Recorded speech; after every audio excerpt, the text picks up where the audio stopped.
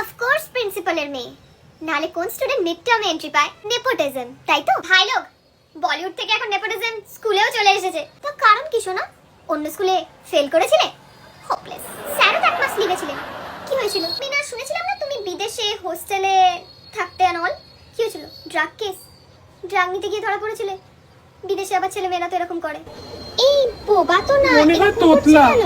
আমি শায়না। হ্যালো, এই ক্লাসের দিবা। আমার বাবা স্কুল ট্রান্সপোর্টের সবথেকে হাইস্ট ফান্ডরাইজার। ভাই লোক, তাহলে এর নতুন নাম কি দেওয়া যাক? নেপোকেড, নেপোকেড, নেপোকেড, নেপোকেড, নেপোকেড। ক্লাস, তোমরা জানো ওর সাথে কি হয়েছে? ওর মা অ্যাক্সিডেন্টে ওর চোখের সামনে মারা গেছে, তাই অ্যাংশাস হলেও কথা বলতে পারে না। এটাকে সিলেক্টিভ মিউটিজম বলে।